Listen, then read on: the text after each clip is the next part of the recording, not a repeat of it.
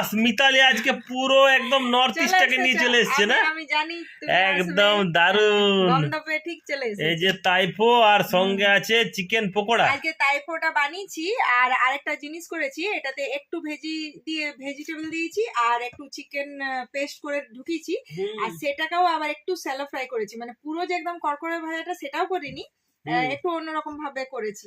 তো এবারে খেয়ে বলবে। মানে মোমোর সঙ্গে ডিফারেন্স হচ্ছে এটা বড় বড় সাইজের, তাই না? বড় বড়, হ্যাঁ। আর এইটা হলো চিকেন পকোড়া, সেই চিকেন পকোড়াটা একটু আলাদা টুইস্ট করেছি আর কি।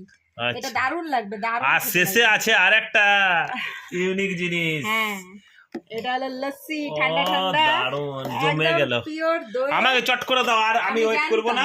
আমি জানতাম যে তুমি গন্ধ পেয়ে আসবে, জন্য আমি বলিনি। আরে দিচ্ছি, আমরাও তো খাবো। এ মা, এতটা করে তোমরা খাবে ঠিক আছে, আমাকে বেশি করে দাও। তো দাঁড়াও, লস্যি, তাইপো, চিকেন পকোড়া, লস্যি সব দিদা। আর এই যে লঙ্কাটা, ও আজকে লঙ্কাটা আলাদাই জমে যাবে।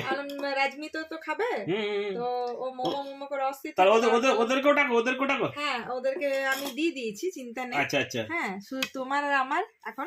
আচ্ছা, বাহ। তো এই নাও, খেয়ে বলো কেমন হয়েছে। দারুণ দেখছেন কি সাইজ আর কি কালার, চোখে জিভে জল চলে আসছে গো। জানি একটু ঝাল টাল লাগলে একটু অন্যরকম। রাজমির লস্যিটা খুব পছন্দ করে। পুরো একদম একটা প্যাক। কেমন দিলাম বলো? দারুণ দিয়েছো ভালো হয়েছে? দারুণ। খেয়ে বলো যে কেমন হয়েছে।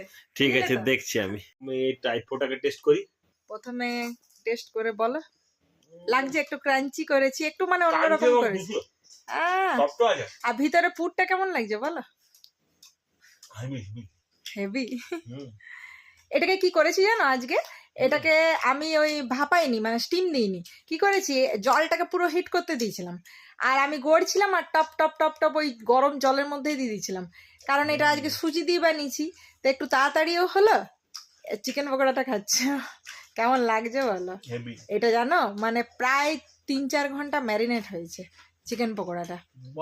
তো এটা একদম আলাদা টেস্টি লাগবে। আর এটাতে ক্যাপসিকাম, রসুন মানে একটু বেশি করে দিয়েছি, মানে অনেকে হয় না যে একটু আষ্টে গন্ধ লাগলে খেতে পারে না, আর একটু ছিবড়া থাকে। এটা এতক্ষণ ধরে ভিজিছি না, কোনো দই টই কিছু দিইনি, কিন্তু কেমন লাগছে বলো পকোড়াটা? উপর থেকে কুরকুরে, ভিতর থেকে দুটো আইটেমই হয়েছে। আর কেন দুটো আইটেম ভাবলাম জানো?